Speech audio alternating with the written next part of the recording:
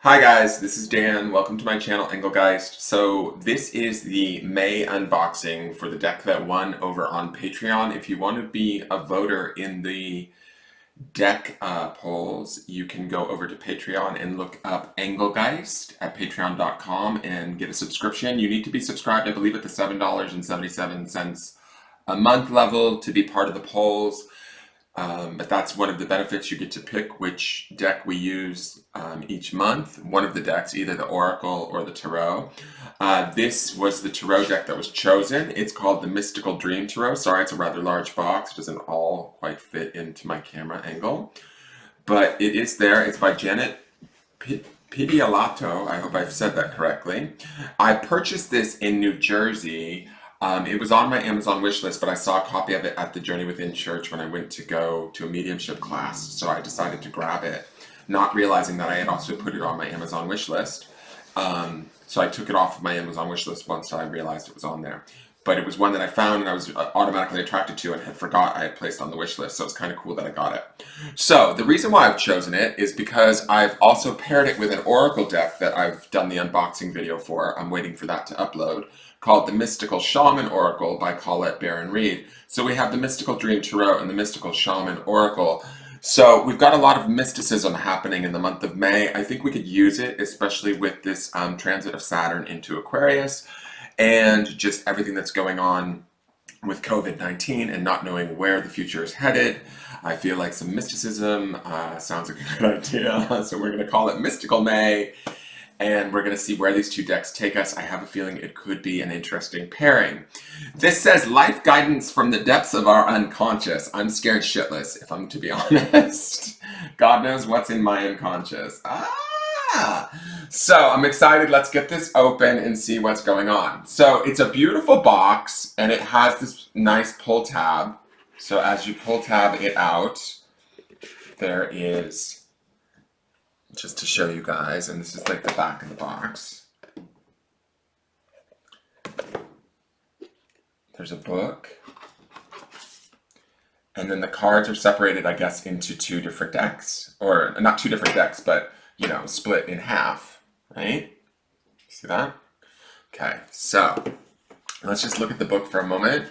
The book looks rather extensive. It looks like there's quite a bit of information. That will be kind of cool. This was printed in 2019, so it's a fairly new deck, which is exciting. It was illustrated by Tom Duxbury. And let's see. It says, this is a tarot deck like nothing you've ever seen or experienced. Years in the making, these portrayals of archetypal themes have emerged from the imaginal world. They were given pictorial form by Dr. Janet Piedilato, whose preparation for this task includes decades of immersion in dreams, shamanism, mythology, as well as the social and biological sciences. Each image is worth your focus, your study, and the application to your inner and outer life. Wow, I'm excited about that. All right, so we have a major arcana. I'm just looking. The minor arcana, we have the suits of wands, cups, swords, and pentacles, so that's pretty standard. It looks like there's 74 cards. There's the moon and the moon chariot. That's interesting. Mott. There's some differences here, so we'll see. Wise fox. Is that the Hierophant, maybe? Must be the Hierophant. Huh. And there's no, what I've noticed is there's no devil.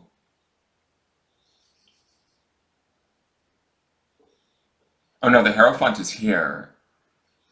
Interesting. And I don't see the devil. I don't know if that's the dream angel. We'll have to look at all of this and check it out. So there's an introduction, the truth of dreams. Sorry, my camera angle. Getting to know the cards. The cards as friends and allies. Oh, then it talks about the mystical dream tarot and who is what. So the wisdom teacher is the hermit. The Ouroboros is the wheel of fortune. Sophia is strength.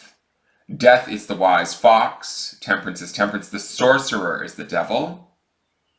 The dream angel is the star. Oh, I love that, because the star is one of my favorite cards in the deck. In any tarot deck, I really associate myself with the star card for some reason. So the dream angel, that sounds really cool. I'm excited to see what that card's about. And then it looks like it has the story of each card, and then in a reading, what it means. This is a lot of information per card. So I don't know through the month of May if I'm going to actually read these stories to you because they seem rather long.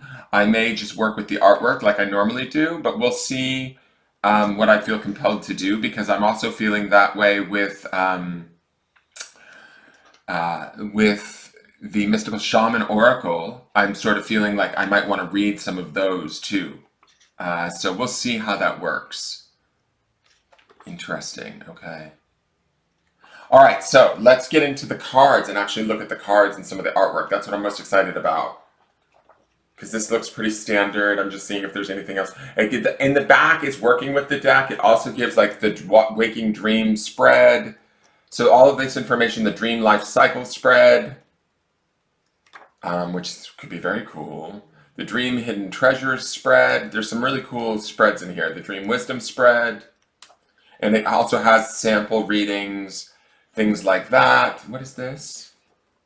The dream incubation portal readings. I don't even know. This is a wild deck. I have a feeling we're going to get taken some places in May. I'm a little scared, to be honest. I don't know what I'm going to see in May. I don't know how these decks are going to pair together. I'm kind of excited about it. I'm also sort of a little bit interested in what's going to happen. Let's just say that. So let me get this plastic off.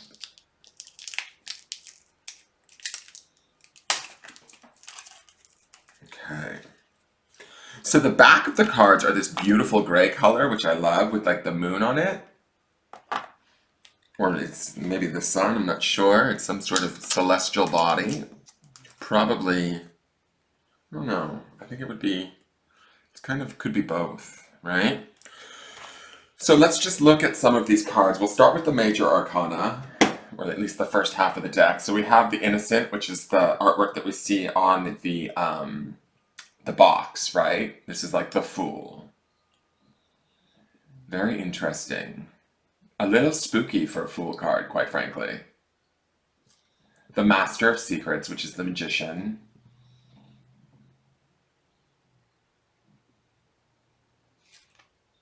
The Priestess of Dreams, which is the High Priestess.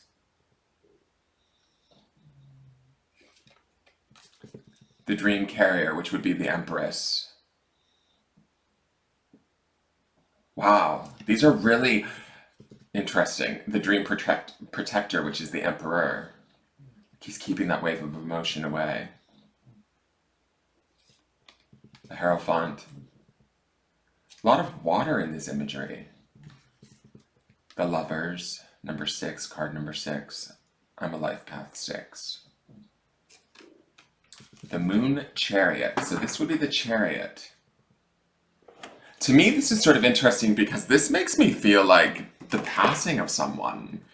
Like the Chariot is always sort of like fast moving energy, but when I look at this, this is almost like being taken to the other side through a passing. Like I could see this showing up as like almost like a representational of someone's passing. I don't know why I get that feeling, sort of like she's being pushed in this chariot, but to me it feels like a wheelchair, like she could be passing to the other side or the dream world or to the spirit world. Mott. That's beautiful. The Wisdom Teacher. So this would be the Hermit. Ouroboros, which is the Wheel of Fortune. Look at all the crystals in there. Oh, sorry, it's not even in... Sorry, I'm all resting my hand.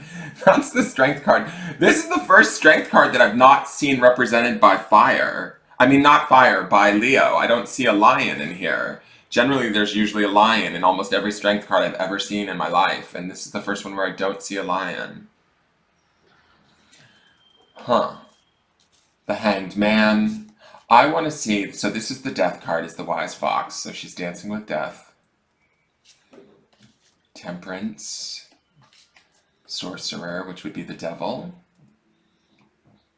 Interesting. Oh, here's the Tower. The card nobody ever really wants to see. The Dream Angel, so that's the Star card. That's the one I want to see. I love the tortoise at her feet. Okay. So that's that half of the deck. Let's look through some of the suits really quick. So this is the Four of Cups. It's beautiful. It's just kind of the Ten of Cups. Wow, interesting. So cups is like emotions. We have like the symbol for Libra here. So it's like earth, air, fire, and water is up above, I guess. Intuition would be up above. There's definite balancing there. If this would be considered water, there's fire here. I don't know. I'd have to read some of these descriptions. The Dreamer of Cups. So the Dreamer must be the page. The Spirit is like the Knight. Wow, she's about to transform. She's in an incubation period. The Lady would be the Queen. And then the Lord's the King. Gorgeous. And then there's the Ace of Swords. Wow, this is some heavy-duty stuff. I don't know how I feel about all these snakes. There's like snakes and serpents and Two of Swords. I mean, snakes are about transmutation, right? So they're not always bad, but it's just sort of, there's a lot of the Three of Swords, which generally represents that sort of traditional image of the heart being impaled by three swords. This is different than that to me. This is him breaking free of that, if you look at these chains. So this is actually really sort of positive. Which I do see the Three of Swords sometimes as that, like the pulling away of the three swords. But this to me, although the flames lick around him, he's got growth here, and then there's these chains. So it's very interesting. All right, let's go a little bit further. There's the Seven of Swords. A lot of activity happening. The Nine of Swords. Okay, she's a card we've been seeing a lot lately. Bad dreams, nightmares, that's sort of traditional with the Nine of Swords. But if this is a dream deck, it's interesting to me how she's depicted. She actually feels rather solemn. Not as distressed as I've seen in other decks. Let me see really quick. Oh, look at this. Here's the Queen of Swords. Like they call it the Lady of Swords. How amazing is she? And then the Lord of Swords. Whoa. Two of Pentacles, which usually to me always speaks to like sort of money balancing. This kind of looks a little bit different than that to me. It's wild. Three of Pentacles. It's funny too, because with these pentacles, it looks like plant-based things. The Four is just an onion, like a straight-up onion. Five of Pentacles. I don't even see any references to money in these, right? When you think of Pentacles, you think of earth energy. I see water. I do see earth in the plants, right? But this water to me. Six of Pentacles, which is usually like wealth coming to you. What is that sitting on her lap? She has a cat and then like a little badger or a beaver. What a trip. Ah, Seven of Pentacles with the crow on his shoulder. I love it. Okay. Oh, look at the Dreamer of Pentacles. So this would be like the Page of Pentacles. There's a lot going on here. Roosters and crabs and wolves through a keyhole. Damn. Okay, so I'm going to shuffle these cards together really quick and see sort of what card comes out for those of us that are watching this right now. Maybe there's a message for those of you that will watch this video at any point in time. Also, if you're interested in purchasing this deck, a great way to support the channel is use my Amazon link that will be in the video description. It will allow, if you purchase it, Amazon will mail it to you, and then I get a small percentage of the sale of the deck. And thank you to those of you that have purchased decks. I've actually had a few deck purchases from you guys, and that's been amazing. I just found that out today when I was in there doing the Mystical Dream, or Mystical Shaman Oracle. I was finding the link for it, and I saw that a bunch of decks have sold. So thank you so very much to whoever has purchased decks. And let's see, what do they need to know? Whoever watches this video, Spirit, what is the card that they need to know? I think since I'm only doing one card for this, I will do an interpretation of what I see in the picture. coupled with, whatever knowledge I pull out of traditional tarot, and then we'll look up the actual book definition and maybe read at least part of the story. I just don't want to bore people with too much reading, but it would be interesting. This deck to me feels like a deck that you really want to involve yourself with. A month may not be enough time for this deck, to be honest, to really get deep. Both of these decks are really kind of heady, so it'll be an interesting month of what comes through in the messages in May, I think. So let's see what we've got going on here. I'm going to say this, the cards, they shuffle quite nicely and smoothly. So we have the Dream Carrier. This is the Empress. Okay, so Empress is always about creativity to me, right out of the gate. Fertility is another very symbolic thing with the Empress. But to me, what I feel like is there's some learning here. There's definitely a mother energy, right, to the Empress. That's always one thing about the, Empress can almost signify like babies coming or pregnancy, that sort of a thing. But I also think of things like fertility and the ideas of like, fertility, fertile ideas, right? The creations of new businesses, those can be babies too, or new relationships, things that we take care of, that we harbor, that we foster, that we grow, right? And when I look at this, this book on her lap and the apple make me think of like a teacher, and it's almost like I feel like she's taught her child and now she's sending him out into the world. And I feel like it's funny when I look at this card, I feel a distinct sadness with that. Like, I feel like she's holding a strong face here. She knows she needs to do it. She might be reluctant to do it, but she needs to do it. So what I'm going to say for those of you, what I'm feeling from this card, right, is this idea that we've been through some lessons, we've learned a lot of stuff, right? We sit in this throne and we know who we are and we know what we know. And maybe we've brought an idea or something to fruition, and it's now time to let that idea go. It's now time to move on. We have the sort of the knowledge or the awareness, or we've taught that idea, we've grown that idea as much as we can, and now it's time to sort of set it free and see where it goes, right? See where that fertile idea, what it might bloom into even further down the line, if that makes sense. I do notice this forest line here. To me, that speaks to like having come out of the dark or come out of the woods. There's a clarity with the Empress that I feel like in this card that's beautiful, but I do feel like she's releasing something that maybe, I don't want to say it does feel a bit reluctant. Like, to me, I feel like with this card, there's a little bit of a sadness that it's time, or there's like a time is passing and it's time to sort of send this child out. She's educated him, or she's educated herself as much as she can, and it's time to sort of move forward, if that makes any sense at all. So let me read the story of her just to see how different this may or may not be. So the dream carrier is proud of her role as incubator of dreams, carrier of the potential future child of being. She is weary, as she is well aware of the many challenges awaiting the soon-to-be revealed child of dream. Birth is not an easy process, and she knows dangers lie ahead. With every birth, there is the pain of delivery, as well as the sorrow of loss. No longer protected within her depths, the released dream must be matched against the challenges of the waking world.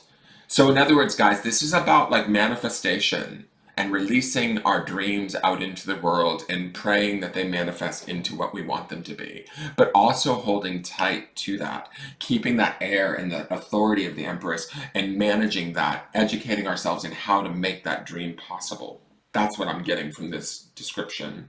She is protective and loving, holding dearly the future. She is the nurturer of the unconscious contents. The dream carrier is seated on a throne with her eyes looking across a stream of water beyond which a newly birthed dream child stands with his back towards her. She must allow each their own path and can only hope the wisdom of the womb is carried along. That's this book in Apple, I believe. That is carried along with the dream child. Her right hand covers her womb, protecting that which is yet to be born, the dream not quite ripe for delivery, while her left hand clenches a pomegranate and a book of incarnations. Okay, so it's a pomegranate, it's not an apple. The pomegranate symbolizes the many seeds yet to rise from the unconscious, while the book represents the knowledge of each past, present, and future. She records and knows intimately every part of creation. Her throne is upon the swirling waters of time. She births into time, yet is ever grounded beyond it. The dream carrier is filled with joy of expectation. She is ready to birth new ideas, new plans, relationships, careers. Yet she is mindful that each birth shall merely manifest briefly before it flows into the river of time. There is sorrow in the parting, and thus she is weary. I knew she felt sad, for she knows the joy of birth shall by nature be balanced by the sorrow of death. What manifests in time shall be taken away in time. She is aware that nothing lasts forever. The dream carrier births each in the spirit of compassion and gentleness. The crown of achievement that she wears is heavy with knowledge, and she keeps focused, knowing that all is well in the end. It is the journey after birth, the journey back to the true home of the spirit that counts. It is the message she would pass to each of her dream children. Yet such knowledge still does not protect one against the sorrows of the ephemeral nature of life. Wow, no heavy story there. It does say in a reading, it says, the seeker as the dream carrier wears the crown of creativity along with the knowledge of its hefty price, death. Each creative act demands a price, and thus one gives of oneself in order to manifest the creative dream. While the crown of achievement may glitter seductively, its weight is heavy. The dream carrier may represent another, someone who appears to have it all, manifesting success on many levels. Yet this card would suggest that the seeker does not judge by appearances or titles. The cost of success is often hidden beneath the illusion of the seen. The dream carrier can represent a mother or the fertility, pregnancy, love, attachment, growth surrounding the current situation. It may point to continuous struggle or labor. Fortitude and strength are demonstrated by the dream carrier, and thus her appearance in a reading empowers the seeker to weather tragedy, false accusations, and unhappiness. The dream carrier is a survivor who knows how to let go of illusion and grow with change. Reverse, the dream carrier is weak, holding on to illusions, seeking to manifest the unripened. This is a person who is not ready to be a mother, for they are naive of the responsibility it entails. Be wary of seeking to give birth to something which is not yet ready, not on stable ground, not strong enough to survive. So that's a beautiful definition for this card. It's quite extensive. I love how her skirt almost blends into the water too. So she has a definite knowledge of her emotions around this experience as she lets this child go on his journey. That is the card for this deck. I hope you guys enjoy this deck. Please tune in for the May forecast. Sorry this was a little bit longer of a video, but these descriptions in this book will be long. I am not going to necessarily read from the book every day. I might just see how the pictures and cards play off of each other and what messages I feel like intuitively come through. But if you want to check this deck out, please use my Amazon affiliate link and purchase it through Amazon. I will get a small percentage of the sale. If you want to support the channel, please like, share, comment, subscribe, hit the notification bell, hit the thumbs up button, and all of that helps me and the channel. All right, thank you very much and have a great day. I will see you guys all soon in May. Mystical May. All right, bye-bye.